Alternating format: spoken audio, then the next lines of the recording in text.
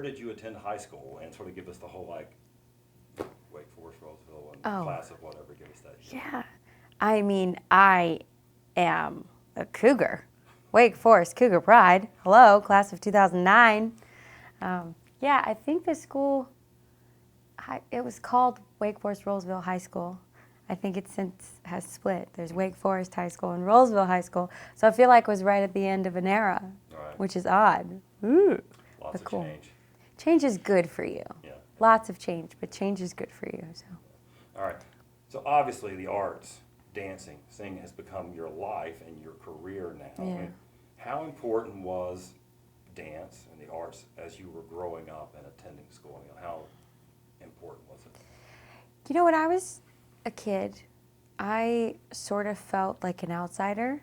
I mean, I've always had a very bubbly personality. If you ask most people that knew me then, they're like, oh, she was very bubbly and outgoing, and I was always singing and dancing. But I also, there was another part of me that felt a little different from my peers, and the arts was always the thing that helped me feel part of community. And it, no matter what discipline I was studying, I learned a different thing about myself, whether it was, my capacity for discipline or my capacity to be a team player. What skills could I use to problem solve, if that makes sense? Yeah, sure. Yeah, so, I mean, whether it was chorus or dance or theater or concert band or marching band. Yes, yeah. I was in the marching band. You were in the marching band, okay. And I spun color guard. I loved it. I miss it. You mentioned being bubbly. I just heard a term, I think I saw it on Twitter today, bubbly introvert. They're saying that, like, some people are really bubbly, but when the social battery is exhausted, then it's like... Very.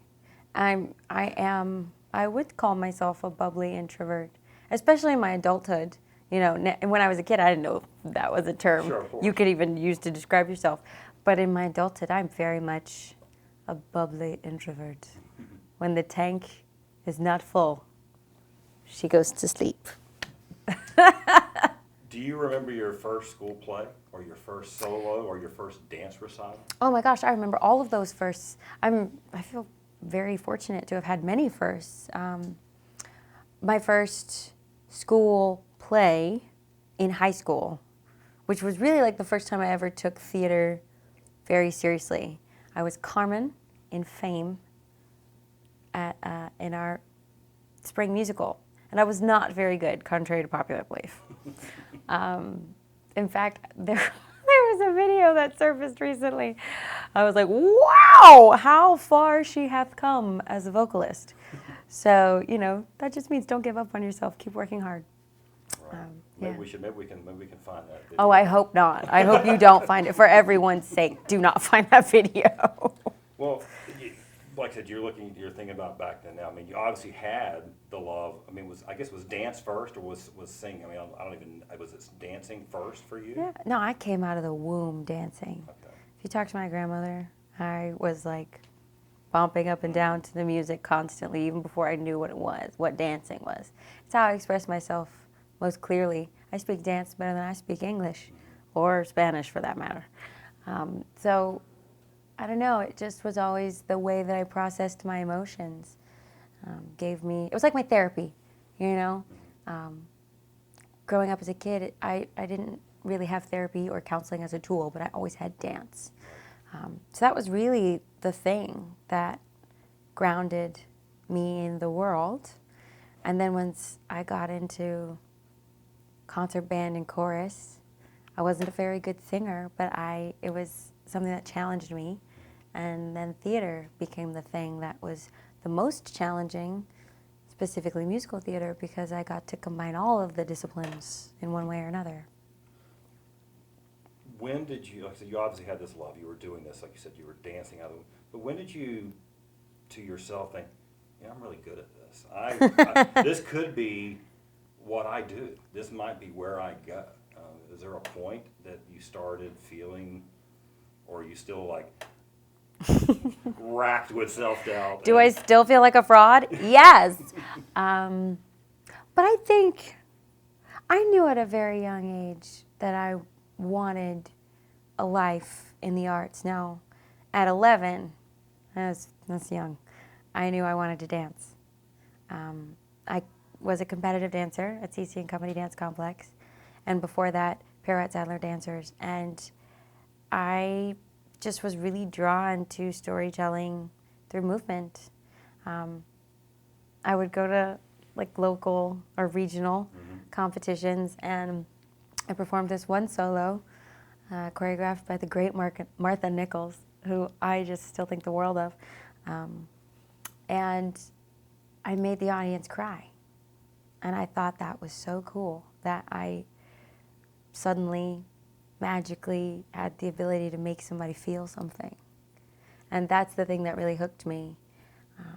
And then once I participated in what was a collaboration between Wake County Public Schools and Broadway Series South, they did their first production. Well, it wasn't their first production, but it was an all-county production of Aida that was produced by the late Liz Grimes-Dressler.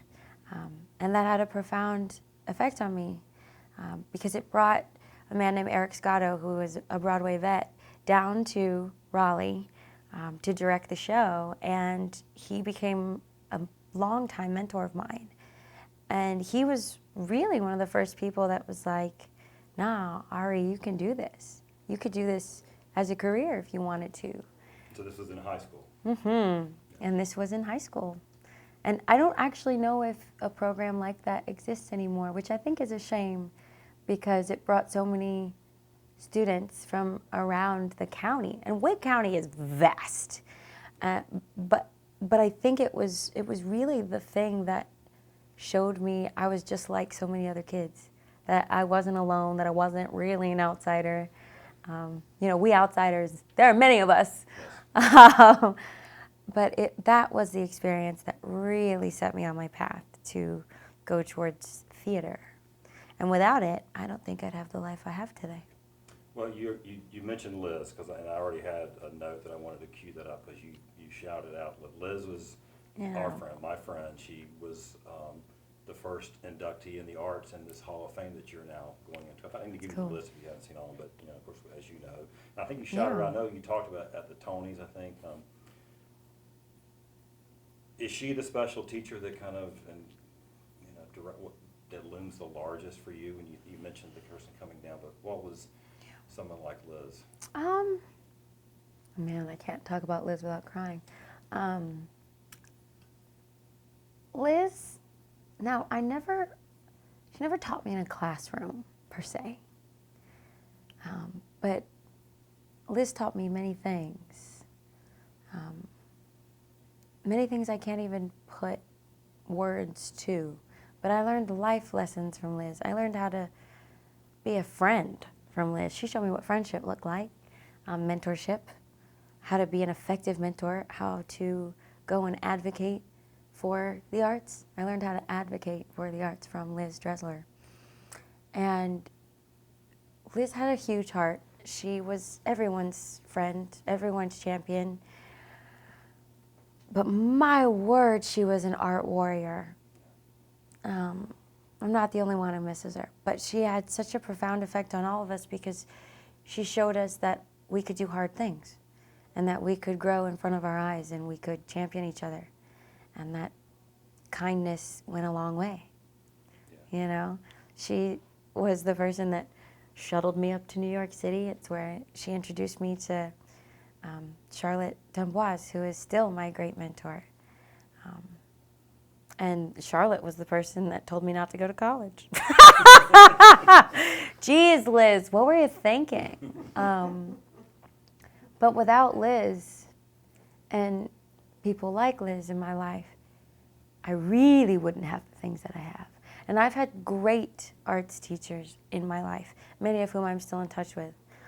But those teachers were the folks that really have been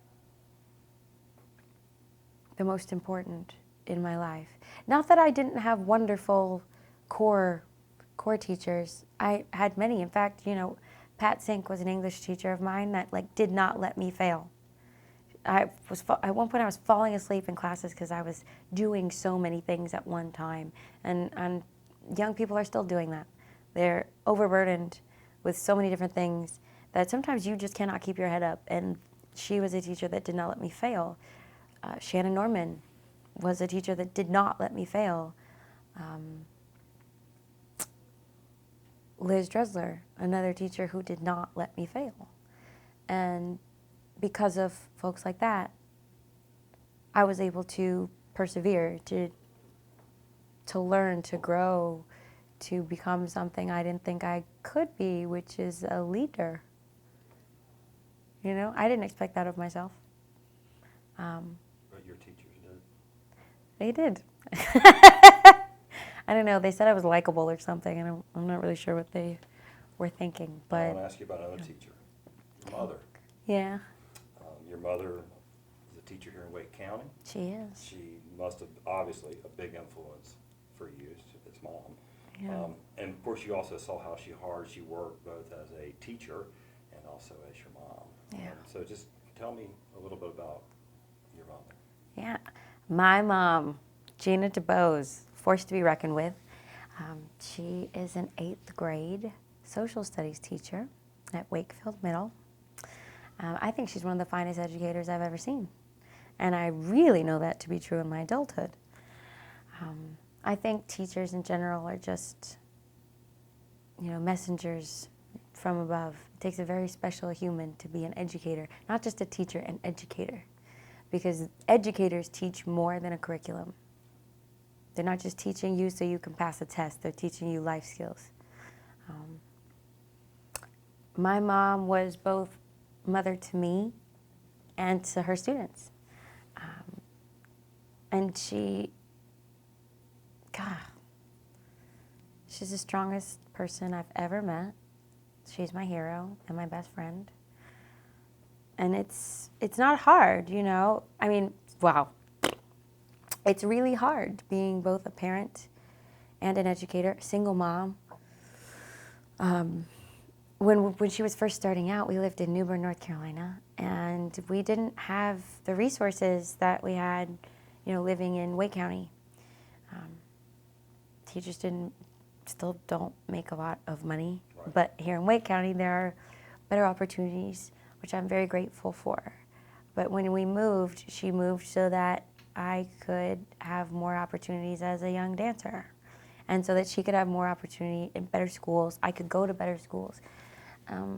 Every choice she made in my childhood was really for my betterment, and I'm very grateful. Special. Yeah. All right. I think anyone watching you now, cheering you on here in Raleigh, is amazed. I mean, you literally are blowing up like right now. I mean, like you just let me. I'm like walking through the living room the other day, and like I have the corner of my. There you are at the Emmy Awards. And, I know, isn't that so weird? And you're over. Like, what was it? I think it was right after the Academy Awards. You were at the amazing. Was it a Valentino fashion? You were. I was at a fashion show. I mean, but. Do you guys have like an Ariana radar that I don't know about? Like, Well, that's called Instagram. oh, actually, it is called Instagram. What am I thinking? D23 Expo. Yeah. I saw that. But I mean, look, but you're hardly an overnight sensation. It just looks like you're just exploding everywhere. But Yeah. like, you were working for a number of years, doing Yeah. a lot of hard work, and then there was a little play called Hamilton. Yeah, that's it. Yes. No, I think that's been the greatest myth about me is that I'm an overnight sensation. I wish. Gosh, it would have been so much easier if suddenly just West Side Story fell out of the sky. But I take that back because my journey, every single opportunity or job has taught me something or humbled me. I worked on Broadway for 10 years, I said it earlier. I'm Wake Forest class of '09. It is 2022. I can't even believe it. Like, what? But I started working professionally. I started working professionally at 19, and all of these different jobs taught me different skill sets. And gave me different life experiences. And I can tell you something, Broadway is fabulous, darling. But it's not easy. All that glitters is not gold. It's not Hamilton gold or Oscar gold. This life, this profession, this career path, it's not for the faint of heart. And it comes with a lot of rejection, and it can breed a lot of self-doubt. I've made some very hard choices in my career that didn't necessarily at the time do me any favors in regards to making fans. In fact, there was a time where I was very criticized for saying that I wanted to try for more, that I wanted to step out of being in the ensemble and attempt to book work as a featured actor. There were a lot of people who didn't like that because I wasn't staying in my lane. I've never stayed in my lane, though. That's boring. I didn't come here to have a boring experience. I actually enjoy life. Yes, I'm a bubbly introvert, but I enjoy life. And the way life stays interesting is by continuing to challenge yourself.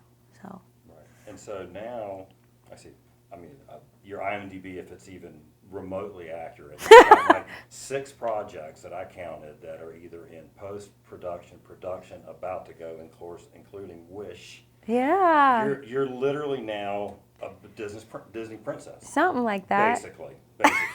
And it made me think. And this movie. I don't know if you've ever seen Broadcast News. It's one of my favorite movies. It's my daughter's. It's old because it was before you were born, but it's a great movie. Albert Brooks, William Hurt, Holly Hunter. But there's this scene, and it made me think about you. William Hurt is on this like rocket ship in like the news business, and he goes from like local Yeah, news. you're talking about 87. I looked it up. So it's what's it called? The name? Broadcast News. Yeah, William it's a Hurt, great film. Albert Brooks, Holly Hunter. And Jack Nicholson is actually in it too because he plays like the Walter Cronkite. That's right. At the end of it. But the scene that I loved the most, because I loved Albert Brooks anyway, William Hurt, when all this is happening, and Albert Brooks is kind of like the guy with no charisma who's coaching him and trying to help him, and William Hurt is like, what do you do when your real life exceeds your dreams? That's a good question. And Albert Brooks went over and said, keep it to yourself. Well, But I mean, real. are you at a point where your real life is now exceeding your dreams? Yes.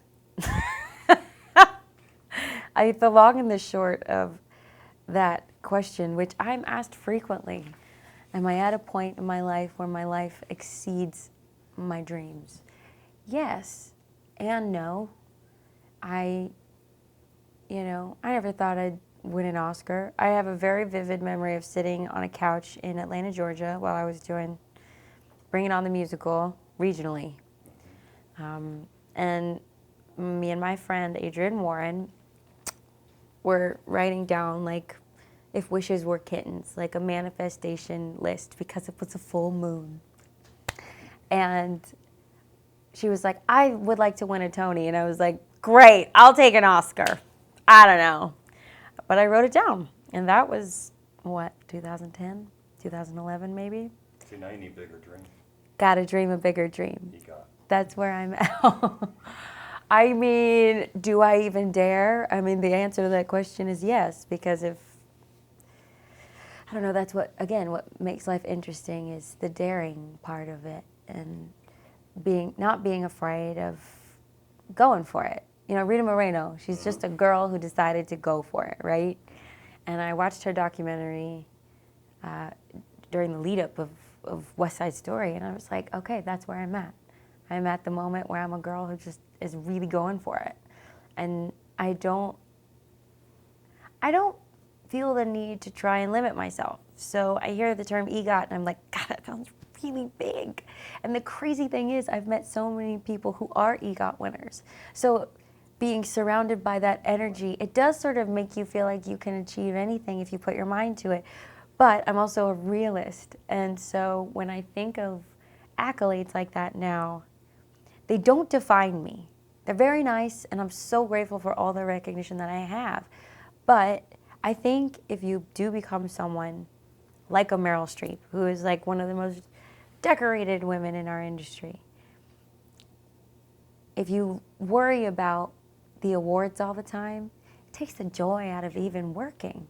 And I love what I do, so I'm trying to dream bigger dreams and stay grounded and like just live my life, because there's Ariana DeBose, get me where we're, and then there's, you know, Ariana DeBose, the human that, you know, likes to go to the grocery store.